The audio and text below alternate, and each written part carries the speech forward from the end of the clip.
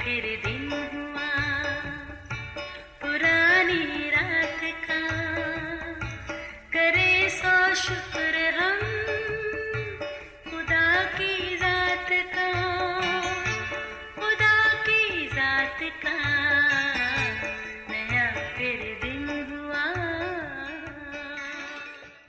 آج کی آیت، خداوند اپنے خدا پر ایمان رکھو تو تم قائم کیے جاؤ گے۔ دوسری تواریخ 20 باب 20ویں آیت۔ عزیزو، گزشتہ روز جیڈن اپنے باپ کے کندھوں پر بیٹھا خوش ہو رہا تھا۔ کچھ دیر کے بعد باپ نے بچے کو اپنے کندھوں سے گرانے کی ایکٹنگ کی۔ جیڈن تو ڈر کے مارے خوب شور مچانے لگا، بابا میں گر جاؤں گا۔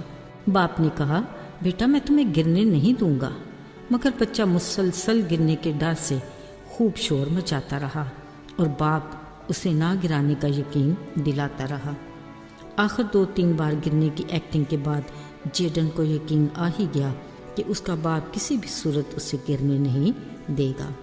عزیزو، ہزاروں سال پہلے یسوع مسیح کی زمینی زندگی کے دوران نہ صرف انہوں نے بہت سے معجزات کیے بلکہ صاحب اختیار ماہر استاد کی طرح آس پاس کی چیزوں مثلاً پھل پھول، درخت، چڑیوں اور پہاڑوں وغیرہ کی مثالیں دے کر لوگوں کے ایمان کو مضبوط بنانے کی تعلیم دی۔ ایک بار یسوع کو اپنے شاگردوں کے ہمراہ جاتے بھوک لگی۔ انہوں نے راہ کے کنارے ایک انجیر کے درخت کو دیکھا۔ وہ پھل کی تلاش میں جب اس درخت تک آئے پر پتوں کے سوا کچھ نہ ملا تو کہا، آئندہ تجھ پر کبھی پھل نہ لگے۔ پھر ہوا یہ کہ وہ درخت فوراً سوکھ گیا۔ شاگرد اچانک پتوں بھرے اس انجیر کو فوراً سوکھا دیکھ کر حیران ہوئے۔ بولے، اے خداوند یہ کیوں ہوا؟ یسوع نے کہا، ایمان رکھو اور شک نہ کرو تو تم بھی ایسا کر سکتے ہو، بلکہ اگر تم اس پہاڑ سے بھی کہو گے تو اکھڑ جا اور سمندر میں جا پڑ، یقین رکھو یوں ہی ہوگا۔ جو دعا میں تم ایمان کے ساتھ مانگو گے وہ تمہیں مل جائے گا۔ عزیزو، ذرا سوچئے آخر ایمان ہے کیا، جس کے بارے میں خداوند یسوع نے کہا، ایمان کے وسیلہ تم بڑے بڑے کام بھی کر سکتے ہو۔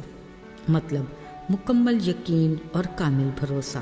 اصل میں ایمان ایک اندیکھی طاقت ہے کہ اپنے آسمانی باپ خدا سے جو بھی مانگے گی ہمیں مل جائے گا، مگر یاد رہے ملنے کی امید ہمارے ایمان کی مضبوطی اور دینے والے کی مرضی پر منحصر ہے۔ خدا کے کلام میں لکھا ہے، ایمان سننے سے پیدا ہوتا ہے اور سننا خدا کے کلام سے۔ عزیزو، بعض اوقات یہ دنیا ہمارے لیے مختلف حالات کے باعث خوفناک سی جگہ بن جاتی ہے۔ بلا شبہ ہم اسی دنیا کے مسافر ہیں۔ مزے کی بات تو یہ ہے کہ زندگی کے اس سفر میں کامیابی، ناکامی، خوشی، غمی کے سلسلے ہمارے ہم قدم ہیں۔ ان حالات میں ہم کئی بار شکست کھا کر مایوس ہو جاتے ہیں تو کبھی کامیاب ہو کر خوش بھی ہوتے ہیں، پر اگر ہمارا ایمان مسیح پر ہے تو ہم کبھی شکست نہیں کھائیں گے۔ عزیزو، اکثر ہم خود کو کرۂ ارض کے مصروف ترین انسان سمجھتے ہوئے اس عادل منصف کو بھول جاتے ہیں جس کے دربار میں ہر پل فریادیوں کا مجمع لگا رہتا ہے۔ پھر بھی جب بھی ہم اسے پکارتے ہیں وہ ہماری سنتا اور ہمیں جواب دیتا ہے۔ لہٰذا ہم جتنے بھی مصروف کیوں نہ ہوں، ہمیں زیادہ سے زیادہ اس کی رفاقت کو ترجیح دینا چاہیے اور اپنے لیے اس کے منصوبے اور مرضی پر ایمان رکھنا چاہیے۔ یوں ہماری زندگی میں خدا کے نام کو جلال دینے کے اچھے موقعوں کا گویا ایک جہان کھل جاتا ہے۔ عزیزو، آج بھی ہمیں ایسے حالات اور واقعات کا سامنا ہے جو ہمارے ایمان کو کمزور اور ڈاواڈول کر دیتے ہیں، مگر فقط خدا کا کلام وہ واحد ذریعہ ہے جس کی بدولت نہ صرف ایمان میں مضبوطی حاصل کرتے ہیں بلکہ اس کی بنیاد پر اور مستحکم ہو جاتے ہیں۔ خدا کا کلام ہی قادر خدا کے کاموں کے بارے میں ہمیں آگاہی دیتا ہے جو ایمان کی مضبوطی کا باعث بنتے ہیں۔ کلام ہی وہ تاریخی ثبوت پیش کرتا ہے کہ ہزاروں سال پہلے کی پیشن گوئیاں نئے عہد نامے میں اپنے وقت پر پوری ہوئیں۔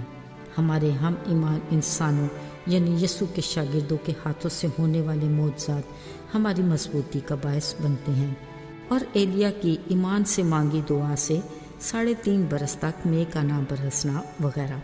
آج کے دور میں بھی خدا کے خادم اس کے نام کی قوت اور اس کے اختیار سے معجزات کرتے ہیں جو بہت سی زندگیوں میں تبدیلی اور ہمارے ایمان کی مضبوطی کا باعث بنتے ہیں۔ لہٰذا ہمیں ایمان کی مضبوطی کے لیے کس قدر خدا کے کلام کو پڑھنے، سننے اور اس پر احتیاط کر کے عمل کرنے کی ضرورت ہے۔